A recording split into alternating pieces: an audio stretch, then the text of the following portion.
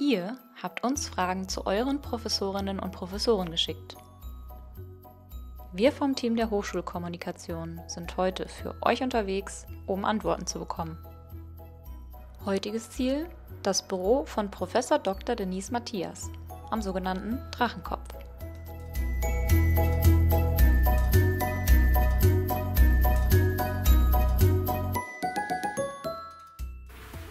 Welcome.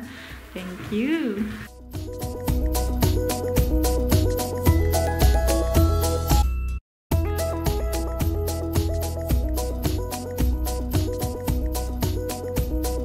So I was really amazed when I saw that HNI was supporting the students with the Fridays for Future.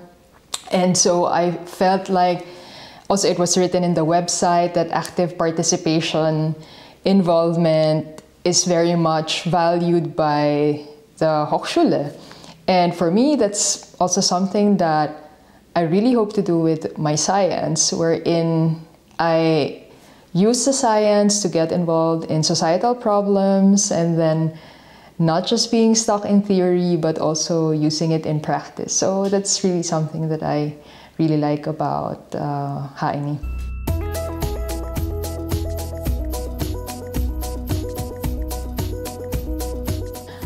I think just starting now with the pandemic, and there are a lot of studies that came out that the pandemic has set back development gains for a lot of developing countries, especially.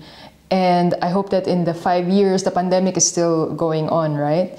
And definitely continuously, we will lose a lot of development gains.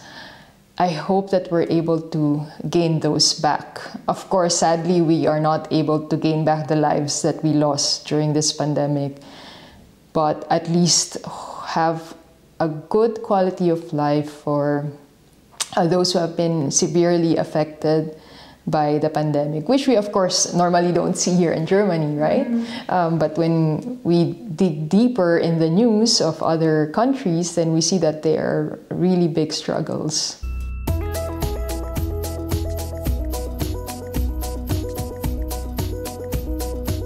For me, I think I would go for research because from my research, I get enough material for teaching.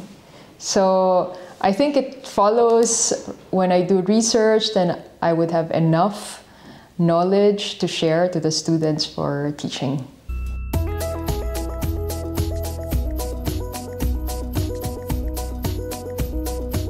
So now what I'm struggling with as a new professor is preparing the materials for teaching and trying to make sure that the material is not just relevant, but also interesting for the students. So this is quite the challenge.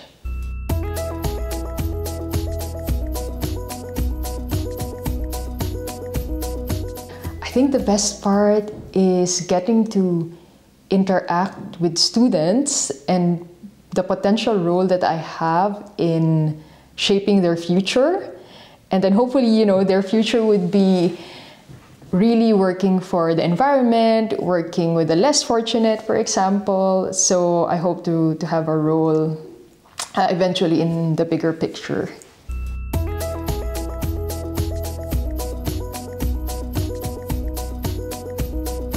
I would give them the advice that they should learn as much as possible, because this is the only time that they have that they could focus on learning.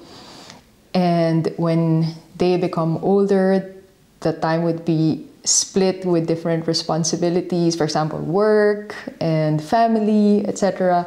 So during my first year in college, when I look back now, I quite regret that I was so not a very good student, I would say, but I was doing a lot of extracurricular work. Other than that, yeah, that's my wish, to have studied more.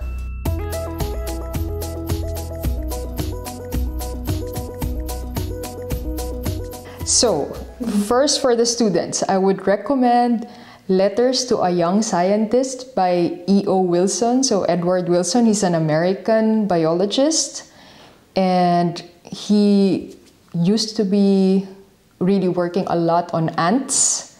So he's an entomologist, but eventually, of course, he ventured out into other sciences or being a popular naturalist. And then this book is very inspiring, I would say, to those who really want to go down the academic path and how to really go for your passion. And it was nice to see his biography and then how he showed how he developed his passion for science as a young boy. And then he also related to, in that book, that he wasn't very good in mathematics, and then what he did was, even if he was already a professor, he was sitting in classes for mathematics, and that was really, really nice. Like, learning never stops.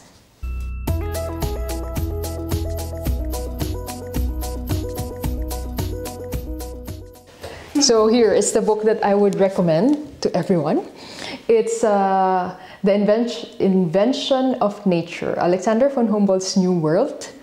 It's a really nice biography of Alexander von Humboldt. So I've also read other Alexander von Humboldt books, but I think this is the one that's really hooking up my attention, because it shows like the humanity of a well-known scientist, which is Alexander von Humboldt, a German one, and then also showed, I didn't know, like he was friends with Thomas Jefferson, for example, and how he had friends all over the world, how his science was also influencing politics in Latin America. So that was really nice. And so I think everyone, even if you're not a scientist or a science student, this is something that I could recommend.